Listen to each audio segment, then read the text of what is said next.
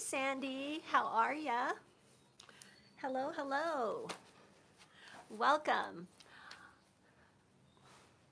Today's Vlogtober segment is going to be about Sojourner and how Sojourner came to be. So hopefully there's more that'll join us here, but if not, there's always replay. I know I'm coming on a little earlier today than normal. Hi, Mackenzie. And that's because I have a lot of things that I have to do today. I have some appointments, and so I need to make sure that I get to those. Hey, hey. Hey, Brandy. I hope you guys are all doing great. Hi, Cynthia. You're catching me live from Germany. Oh, that's so cool that you are early. Perfect that I'm early. Oh, that's great. I'm going to turn on all my devices here so that I will be able to read these comments if I get a chance. Hey, Joe. Okay, so if you're new to my channel, my name is Rowena, and I am the designer for the Sojourner Traveler's Notebooks, planners, and other leather goods. Thank you for being here. Really appreciate it. This is Vlogtober number 10. Which came in. Oh, great. Oh, yes. No, not yet. This is Vlogtober day 10, and I committed to vlogging every day. Hey, Babette. For the month of June. And so 10. And yes, I am very proud of myself because I'm actually getting a chance to make this happen. And you guys have been very kind in your comments and just overall letting me know how much you didn't get notified again. Oh, sorry about that. How much you guys mean to me as far as those comments as well, and how it encourages me to keep going. Before we get started, I just want to give some really quick housekeeping info here for a sec. I have an appointment, and so I only have about 30 minutes. Where are you? I am at home. I decided I was going to do this outside today, downtown, but then I thought, you know what, it's going to be more comfortable here because this is going to be more of a personal vlog, and so I wanted to be able to relax and just kind of, you know, have the time to do it without having the distraction of people around. But anyway, what I was saying is that I may not be able to answer your questions if you're asking them while I'm speaking, because I want to try to keep focused. But the thing is that this is probably going to be longer than 30 minutes. So I'm going to cut it at 30 minutes since I will have to leave because I have an appointment. And so I will either continue it tomorrow or later on today. I can try to do that after work hours. So that would be kind of fun. But I already have a feeling this is going to be a longer than normal, so that's why I'm doing a two-part. So if you do have questions and I end up having to get off and you have questions, feel free to put it down in the comments and I will read them before I come on again. That way maybe I can address some of those questions and whatnot. But just warning you, first off, I may not be able to answer questions on here. So if you might want to wait until later, that'd be great. Put it on the comments. That'd be great too. So anyway, today's topic is going to be about Sojourner and how I came about starting that business. And so I have commented about these how Sojourner has started a while ago, I think on a Periscope, and probably I've talked about it at other times. So by the way, can you guys hear me okay? Hopefully. So I've talked about it at other times. So excuse me if I end up repeating something that you've heard before, but hopefully maybe you'll get some insight and maybe even be encouraged by my experience, that maybe you can see that happening in your life or something close to it. So here we go. Yes, can hear. Oh, great, because I'm outside. So, okay. So first of all, a couple of weeks ago, several weeks ago, I got a question from our friend, Mary Hazlitt, and she asked this, and that's what prompted this Vlogtober. She asked, Love the new leathers, especially Elan. It's very different than other TN leathers. Anyway, question. I know you were making TNs for yourself and friends and then had to pray about making it as a business. But how did you discover TNs to begin with, and what made you start making them for yourself? And so, how did I start? Um, how did I discover TNs? So I'm going to backtrack a little bit. In the summer of 2014, I went on a mission trip with my family to the Philippines. And it was really the first time we went on a missions trip, and it was in the my airplane. My younger daughter had urged us to go, had asked if we could go as a family, because knowing that I came from the Philippines, she doesn't know a whole lot about what the Philippines was like. And so she kind of wanted to get an idea and just kind of experience it, I guess. She was just very curious. So my church was having a missions trip to the Philippines, so we decided we'd go to it. We had a wonderful time. It was such a blessed time. But I do believe that that was when I felt that I feel now that the Lord was leading me towards Sojourner way back that when. That's so we went on the trip, came back around the end of 2014, winter time. We decided to go to Europe for a vacation again as a family. This time it's a vacation. And so we went to Europe, and I'm not sure exactly how I came about ordering a traveler's notebook, but I know that I had a Barnes and Noble journal diary, and it's about a 5 by 7, so it's like a B6, and it was small enough, but the inserts for it had really large spaces in between the lines, and I never really did like it, although I used it for like 5 years because I wanted to keep the same notebook, and also I just didn't know that there were more notebooks around. And so I just kept using that from Barnes and Noble. And so when we were coming up on this trip, I knew I wanted something that was more comfortable to ride in and something that I would just be able to carry around with me as I'm traveling. And so I searched, and that's probably how I came about someone's site. I'm not sure. Probably I probably went in Amazon, and probably it was Midori, which is Traveler's Factory at this point. Now, that's what it's called. So I purchased a standard size of it, and then I bought my daughter, who also wanted to journal. Both of them wanted to journal, but the older one wanted me to go ahead and buy. I asked her if she wanted one, and she said, yeah, on a smaller size. And so I purchased another one that was from not Barnes and Noble. It was from Amazon. That was just an unknown type company. You know, it wasn't that expensive or anything. And so I purchased that for her. So both of us had traveler's notebooks.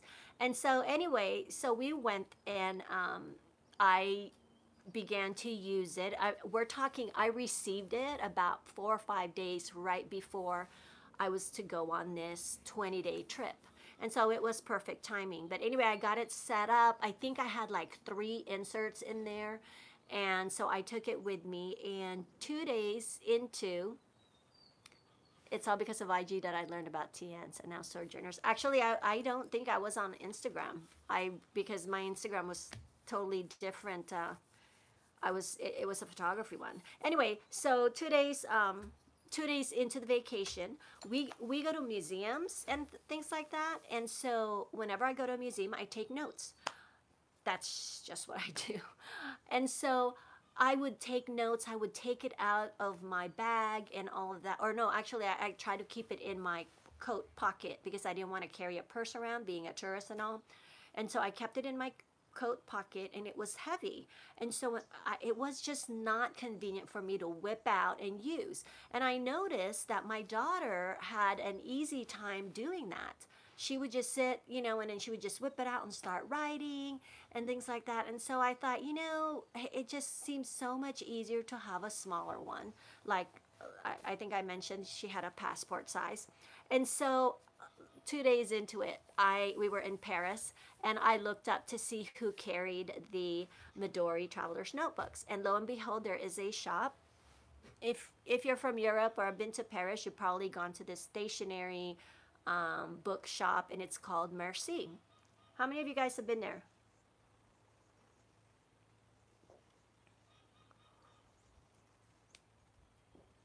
So at Merci, I bought a passport size, the smaller one, and it was in black, I believe. Yeah, it was in black because that's all they had back then, brown and black. And so I had that and I started to use it, and it was so much easier to journal in. And I knew if I wanted to take out or if I was going back to the hotel later on the evening, I would go ahead and take my regular traveler's notebook, the standard size, and I would write in that, and then I would just take the smaller pieces from the passport and I would just rip it off and either put it in an envelope of some sort within the pages or just tip it in. And so that's kind of what I did. And so when I got back home, I knew that I would probably be going on more trips. And so I decided to make one for myself. And in order to do that, I first went online to see what kind of notebooks are available. Because back then, the Midori only had the standard and the traveler's, I'm sorry, the passport size. And so I looked and looked and I came upon Field Notes. And I thought, wow, what a cool company. I love the covers on the Field Notes. I love the size. It seemed like a really good size. And I just loved I got on the subscription. I loved receiving the different subscriptions. Is it bi-monthly, quarterly? I can't remember now. And so I thought, why don't I use the Field Notes size and I'll make myself a traveler's notebook? Because back then, if my information is correct, no one was really making that, or at least I did not discover it online. And so I made my own just to try it out, and I began to use it. I think shortly thereafter I went and got a different leather, different color, because the first one was from Michaels. I know that for sure. I can't remember what the other one was from, but I believe I started just for myself the natural leather, and I really enjoyed that size. And I began to, actually, when I was in Europe, I began to kind of post pictures of it, in front of, if you go way back, you'll see where I started. And I started posting some pictures with David over in Italy at the museum there. And I would pose with it, just, and I didn't even really know that there was such a big following for Traveler's Notebook at that time. And so at the same time, probably maybe I had, I don't know, 150 followers and all that. And so I was just fine, I was just doing my thing, and I was enjoying that notebook. Well, then comes another trip to the Philippines, another missions trip. And we were planning on going. This is the second one, and this is now 2015, and I believe the trip was going to be like May or June. But at this point, it was probably the end of January, February. And we happened to be talking to one of our pastors over at the church. We were talking about how we wanted to go to the missions trip and how we went the first time and all of that. And I don't know how the conversation exactly went, but I remember, and again, I feel like this is the Lord leading, right? And so he basically said to us, do not fund your own trip, your whole trip. And we're like, oh, what do you mean don't fund it? Basically he said you should really involve other people, because other people cannot go on missions trip, and I want to be able to support someone, and it will just be you'll get people praying for you and all that type of thing. Well, I mean, I just couldn't see myself asking for money from people. And hi, Bree. And so I think of the college students that would send us letters when they're about to go on a missions trip, and they would ask for money, and they would ask for to be sponsored or whatever. And not to say anything bad about that, but the thing is that a lot of times they don't even give you even just a bookmark or anything. They're just like asking for money. And I didn't personally feel right about doing that. And a lot of times, I don't even get a report back after you give towards something. You don't get a report back of what happened. So you're kind of like, did the person even go or did they not go? So it was just kind of weird to me too, to be asking for someone to sponsor us when we can fund it ourselves. And so I thought, at the same time, I was thinking how Instagram is pretty interesting, and how people, kind of just, there's a community on Instagram, and I thought that was really interesting. And I thought, how does that work with people selling items through Instagram? Because I was starting to notice those kinds of things. And so, out of that curiosity, because I'm always curious about how things work, especially businesses, I thought maybe I should see if people would be interested in these traveler's notebooks. And what I would do is I would put 100% of it towards our missions trip. And I was very upfront from the very beginning about that. And I thought of how much would it cost, what would be worth it, and basically they're going to get what it's worth. I wasn't going to make something and then ask enormous amount because it's for a missions trip. It was just going to be what it was worth, but 100% of it was going to go towards missions, our mission trip specifically. So I did that, and lo and behold, I find out, this is why it's kind of long, see, I find out that the missions trip had to be canceled because of security reasons.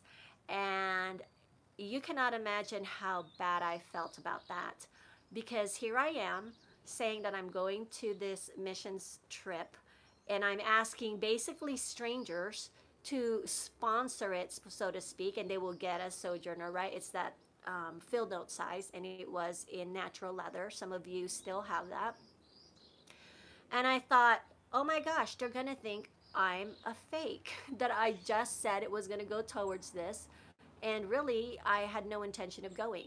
So what I did, and I think it's still there on my earlier Instagram posts, I actually posted the actual letter that I received from the church, because I wanted to make sure I was on the up and up. And what I did is I said, I am going to give that towards other missionary trips.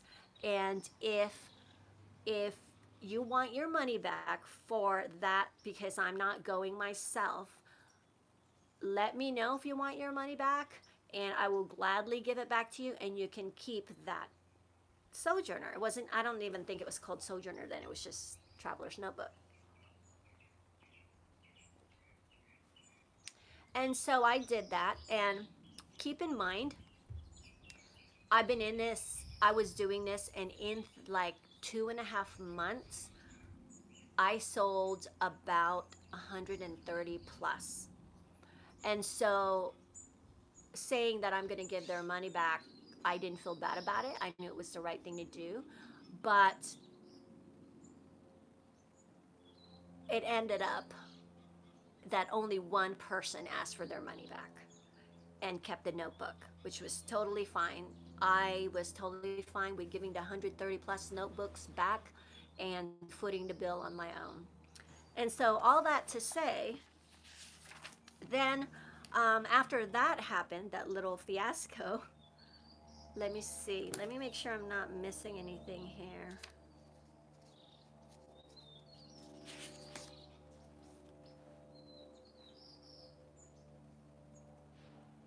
Okay, so after that, like I said, I sold over 130 plus within like 2.5 months that I talked about it and such. After it, I talked to my husband. Yeah. Yeah, but you know what? It went for good too, because it ended up going to someone else's mission trip. I believe I gave it to 2 or 3 people who were going to a different missions trip. So anyway, after all that happened, I asked my husband, I told him, this seems like a viable business, and I wonder if it's something that I can keep doing if you don't mind. Because at that point, my daughters were both in college. I was homeschooling them all their lives. And so, not that I didn't have anything to do, because we had his business, and I at that point I really wasn't sure if I wanted to do anything in that. I mean, I tried a little bit, but it just wasn't my thing. And so when I asked him that, he replied and said, basically, he said, I never I never required you to make a living, and so I'm not requiring that now. He said, so you can do that if you feel the Lord calling you to do that. However, he had a request, and that was that, yes, it was, I believe it was God's plan all along. So his request to me was just make sure that you keep your books and you pay the taxes. And of course, that's a given because we've been in business at that point probably 20 years. And so I knew that, but it was really comforting to hear that, because then I could still give towards the missions where my heart was and which Sojourner started. And so then I asked him, so what should I give percentage wise? Because of course it has to also be a business to be able to let itself run on its own as well. And he said, that's between you and the Lord. Whatever it is, that's your decision. And just again, make sure that you pay your taxes. And so that's kind of how it happened. That's how Sojourner happened. And so by the end of that was 2015, around April, because I still have actually the insert, and it was a Midori insert where I listed everyone's names who had placed that order, the 130 plus, and then beside it, it had amounts and all of that, and what it cost to ship, et cetera, et cetera. And so I still actually have that. And so I have that recorded. And so by the end of 2015, I believe, 2015, beginning of 2016, we began giving towards disaster reliefs as well, and other, again, other missions, but other nonprofit organizations. Isn't it interesting how God leads us in so many different directions? Yes, it definitely is. And so, yeah, so that's how it started. So look at that. It wasn't so long. So if you guys have any questions, I mean, there's other things I could go off of what I just shared. Maybe I'll do that tomorrow in the next Vlogtober. But do you guys have any questions? I hope I didn't miss anything. I wrote this out really quick right before I came on, just so I wouldn't forget any points. But what a short period of time for your business to bloom. And it really was. And it was just amazing. And I feel like the Lord has really blessed it from the very beginning. I went in, I didn't go into it thinking that it was going to be where even it's at today. And I just, the whole time, see, this is something about me, is that when I get into something, I get super excited. Love that story. I've heard it many times, but never gets old.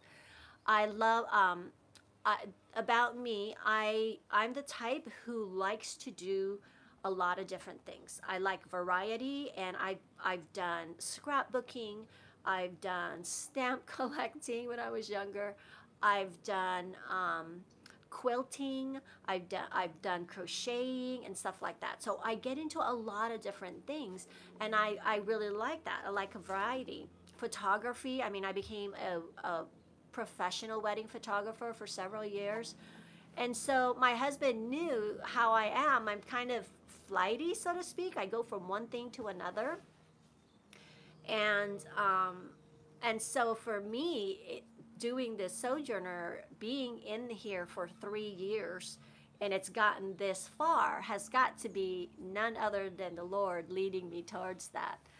And so it's just neat. And I'm going to be very honest. I know it may sound weird to some. These put time in any of those other hobbies. That is so me. I've had many hobbies. Haha.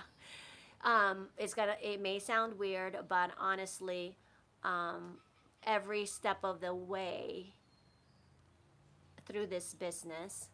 I often wonder about IG and YouTubers behind the scenes. I love your Sojourner. Thanks. Um, every step of the way, I would have to say, is God leading me. And I guess that's one of the other points that I wanted to talk about, maybe on the next segment, as far as doing things, you know. I'm sorry, there was a question. Oh, am I doing those other hobbies? Well, no. I actually do not do anything at this point except journal, and I like to decorate my pages at times. But like I said, yesterday's Vlogtober, I haven't had a lot of time doing that, as far as decorating my pages. I mean, here and there, yes, but I don't have a set schedule where I do that regularly. And I don't want to say, because people sometimes think, oh, well, that's kind of sad.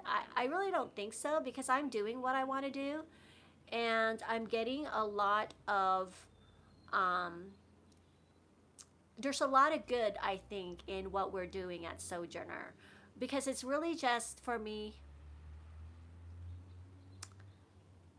it's really just not a company, sorry. It's really me being able to touch other people's lives in however small, however way it is, because then that's a testimony to my God. And so that is, I think that is really why I've been able to stick with Sojourner for a long time, because of that. And I don't worry so much about external things. I just do one thing at a time. You know, the way I run the business, honestly, okay, we've been business owners for a long time, and I know business. I know how to run business. But I'm going to tell you, the way I run Sojourner is not typical of how a business is run. In fact, both our businesses really aren't run the way it typically is run, because there's the behind scenes, the behind things. Your business has brought so many people together in this community. That's wonderful. See, that's one of the reasons what I love what I do. And so there's even our other business, you know, we always had, and this is not kudos to me, I'm just giving you a little bit of an insight. But in our other business, it's a manufacturing company. I'm sorry, I'm going to have to answer some of these later, because I don't want to get too thrown off, but I'll definitely answer these later. I'm going to write them down and answer them, or the comments. And so in our other business, it's always been, whatever we do, it's to hopefully glorify God in however we can. And so in our other business, one of the things that we did for many years, because we are a homeschooling family, is that we would hire homeschoolers in high school, because a lot of times the transition from homeschooling, because you know, there's not that they're not socialized, I that's never been an issue for my family, but there's a little bit of a difference between homeschoolers and the public system, right? And so for us, for the longest time, we would hire homeschool kids, just getting ready, like in high school, getting ready to go and transition to college or to a job or whatever. We would hire them because we wanted them to get a glimpse of business and yet still be a little bit I don't know how to explain it, not so much into the public, so it kind of eases them. So it's always our desire to help people and to use whatever means we can to maybe help transition or give advice. Kids, they're not kids now, they're young adults. A lot of them come to us even now for business advice or just relationship advice, you know.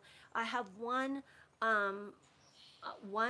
boy, he's a man now, that before he asked his girlfriend to, before he asked her to marry him, he had a talk with me. He asked me if I would go to lunch with him because he wanted to get, I don't want to say my blessing, but he wanted to talk about it and he wanted to get my feedback on it. That's that's not me. That's what the Lord has done.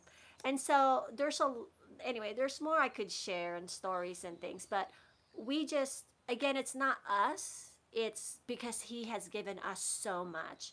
And as much as we want to be able to give back. So, all that to say, yeah, both our businesses have always been led that way, but my business specifically, oh, that was the thing I was going to say. When my daughters went to college and they talked to their college professors, I remember one of my daughters had said to me, I was telling one of my professors, because he asked me about your business, and he said, this is my husband's business actually. He said, that is really interesting because your dad does not run his business like a typical business. Basically, he was surprised at how successful my husband's business was because he didn't run it the normal typical way a business is run. And then we had a couple of kids from one of my daughters. um, one of my daughters, it was her classmate, and they came over, and there was like 4, 5, 6 of them at the house for the weekend, and they wanted to see the businesses because they were all mostly business majors. And they came. This is recent, like maybe a month and a half ago, and they came and they said, and they looked around and they saw, and they asked me a lot of questions about Sojourner. And one of the things that I said, and I'll never forget it, is I said, basically what I told you guys, that I just kind of wait on the Lord, and basically, and it's not like He's giving me these out of body experiences or anything. It's not anything like that. A lot of times it's just in my heart, but I know it's His leading, right? And so I'm telling them this, and I'm saying how, I don't run it like a typical business, and I don't worry too much about where the money's going to come from and how much sales. I don't constantly look at my analytics and things like that. I'm just really trusting the Lord that He will provide. And I'm talking like this, right? And when they left, I thought, oh my gosh, I probably sounded like a cook. Like a cook. Like, why is she even running a business? How can she even run a business? And I'm thinking this in my head. And I thought, if I heard that from somebody, I might think, okay. Anyway, I was about to tell my daughter and say to her, hey, I just want you to kind of explain to your friends that I'm not really weird that way, and it's not that I don't know business and that I'm not business minded and I'm not taking care of business properly. I don't want it to sound like that, right? The next day I was going to tell her that. I was going to call her. But before I could do that, the funny thing is she called me, and she said that her friends were just so excited after talking to us and just felt inspired. And one of the girls specifically said that in her family, they're all business owners, and one of her relatives asked her one day right out of college, what are your goals for your career? And she's like, oh, well, I don't know. I just got out of school. I just want to have a job right now and kind of get some sleep, things like that. And so she's like, I don't have any real goals. And her relative had said to her, that's not right. You need to have goals. You need to have set goals so that you can reach them. And I'm not saying there's anything wrong with that, okay? Please don't mistake what I'm saying here. But she said that after listening to me talk and saying what I said, she said it gave her such a relief because the pressure was off, and she could just trust more on what the Lord is doing in her life and how He's going to lead her. Not that she's not going to have goals, not that she's not going to work through something, but it really just eased her mind and took the pressure off. And so, anyway, getting to that, I don't know how I got into that. I guess because it's about business, but that is how Sojourner started, and that is still the heart today. And everybody that is the assistants that I have in Sojourner, they understand that vision and they're 100% for it.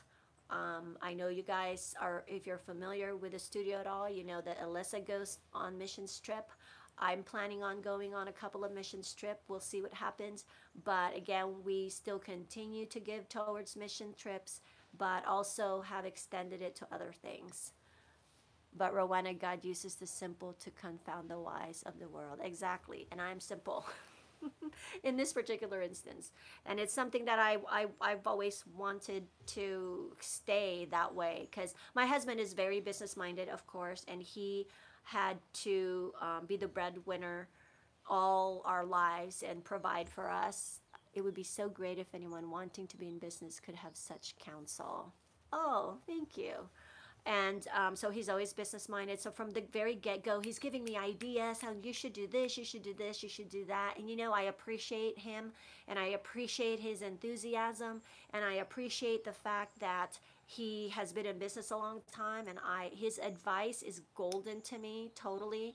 He is even though he doesn't have much of a hand in Sojourner, he is definitely part of my business, just as I am part of that other business. But I had to tell him one day because he has a lot of ideas. He's an entrepreneur. And so he had a lot of these ideas and he's telling me, and I finally just said to him, you know, let me do this thing one step at a time, because all the other things that I've done in the past, my hobbies, honestly, they've all became business one way or another. In a small way, they become businesses. And that was my goal, to make them a business. But you know, it didn't give me the satisfaction because again, I left. I would leave after a month, after 2 months, you know. I would be so into it and I think, okay, I'm going to make this happen. I'm going to make this a business. And, you know, and it just happens that way. It's not that I'm trying to, it's not that I'm all about money and doing businesses. I'm not that. It's just my mind goes towards, oh, I can make this a business, you know. But it never was fulfilling for me. And the other things are more fulfilling, like even the photography for me. What was more fulfilling for me in photography was not the amount of money that I made photographing the couples. What fulfilled me was the days prior to, when we do a photo shoot and I would be able to capture their love and capture the moment. And then during the wedding, I was the type that I would do whatever it took as a photographer. Some photographers, that's all they did was photography, and that's totally fine. That is how the business works. But that's all they do is the photography. Everybody else does everything. But I was the type that if I needed to get a cake plate because there wasn't a cake plate and I'm about to shoot the cake cutting, I would go and find whoever I needed to find that plate. I took care of my brides, you know. I had one bride that told me that about a year later after her wedding, she said, you know, I would not have survived my wedding had it not been for you, because there were so many things that went wrong, and I don't want to say I took command, but I kind of did, and I just kind of helped make things happen. And that's just the type of person I am. That's what I've been built. And that, again, is to glorify him, not to glorify me, because trust me, there's been many times when I've not been all that, you know, and I've just been selfish and thinking of myself on other situations. But that's just kind of gives you an idea a little bit of the business and how I run things and my philosophy towards it. And so thank you again, you guys, for sitting here and hanging out. Let me know if you have any questions. If you want to wait until this broadcast is over and put it in the comment sections, feel free to do that. And then maybe I can address it in my next one pertaining to Sojourner. Thanks for sharing again. Thank you for being here. I hope I didn't bore you guys too much. I know there have been a lot of people who've heard it before, and there's a lot of people who this is the first time they're hearing it. And so thank you for being here. Thanks, Deborah. Thank you for being here. Nope, never. Thank you. Do you guys have any questions I can answer real quick? Thanks a bunch for sharing. Sure.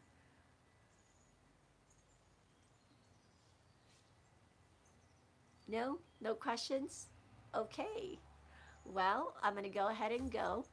And I'm going to go to my um, appointment. And then if anybody has questions and wants me to address anything else, I could put it on there, or you could put it on there and I'll talk to you later about it. I guess I have to go back to work now. Yes, you do. Wait, what's work? Thank you. Thanks, Babette, for being here. Yes, talk soon. But yeah, so if you guys want to have, if you have questions you want me to answer later, feel free to do so. Put it on the questions on the comments below. So thank you so much again for watching. I really, truly, truly appreciate you guys. You have no idea how much you guys inspire me, especially right now. Thank you, Robin. Especially right now during this Vlogtober. I mean, when I decided to do this, again, it's one of those things, I didn't think too much of it. I just thought I didn't have any real plans. I just thought, you know what, I'm just going to do it. And so, and it's been working out. And people are really liking it and enjoying it. And I'm so, so thankful to you guys. And so, as usual, keep on documenting life as it happens. And we will see you soon. Thanks. Bye, Trisha. Thank you. Bye bye.